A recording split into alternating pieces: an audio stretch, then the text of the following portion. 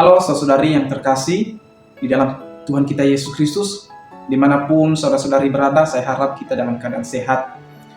Saudari, pada hari ini saya mau mengajak kita kembali untuk merenungkan firman Tuhan, karena kembali lagi bahwa firman Tuhan adalah satu-satunya yang terus-menerus membawa kita untuk semakin hidup takut akan Tuhan dan semakin berbakti kepada Tuhan. Yang menjadi perenungan kita pada hari ini, saudari, di dalam 1 Timotius pasal yang pertama ayat yang ke-13. Kalau kita melihat perikop di atas, saudari, bahwa berbicara ucapan syukur atas kasih karunia Allah di dalam kehidupan Paulus.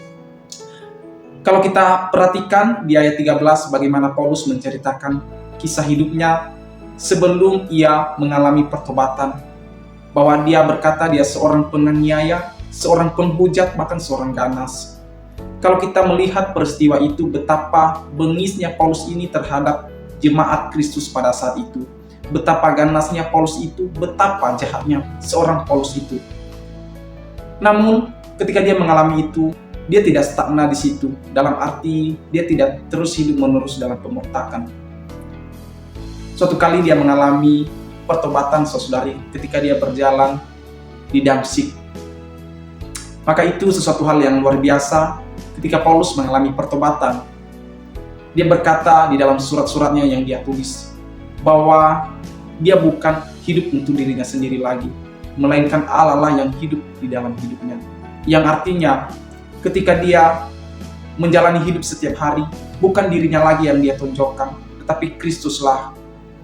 Maka kita sebagai orang yang telah menikmati kasih karunia Allah, apakah kita selama ini menonjolkan sikap keegoisan kita, keangkuhan kita, atau karakter Kristuslah yang kita tonjolkan melalui kehidupan kita sehari-hari? Selain itu, saudari, satu hal juga yang perlu kita pelajari di dalam bagian ini, bahwa ketika Tuhan memilih saya dan saudara untuk menjadi alatnya, untuk menjadi utusan-utusannya di dalam dunia ini, kita harus mengerti bahwa Dia memilih saya dan saudara bukan berdasarkan siapa saya di hadapan Tuhan, entah itu kita kaya, entah itu kita miskin, entah itu kita nggak memiliki jabatan dan lain sebagainya, kita orang sederhana.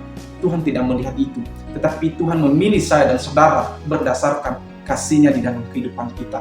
Maka ini sesuatu hal yang sungguh kita bersyukur bahwa ternyata Allah kita, Allah yang hidup, Allah yang kita sembah, satu-satunya juru selamat saya dan saudara, bahwa Dia memilih bukan berdasarkan latar belakang kita, tapi berdasarkan kasih-Nya yang begitu besar di dalam kehidupan kita. Maka ini sesuatu hal yang terus mengoreksi kita, terus merobek hati kita, saudari, dalam arti bahwa ketika kita sudah menikmati kasih karunia itu, apakah kita terus menerus hidup dalam pemberontakan, atau kita meneladani yang diberikan oleh Paulus juga, bahwa dia terus hidup di dalam Kristus sekalipun itu banyak rintangan. Dia berkata bahwa saya bukan untuk hidup diri sendiri, tapi Kristuslah yang hidup dalam hidup kita. Apakah kita juga memiliki sikap demikian atau tidak? Demikian saja, Tuhan berkati.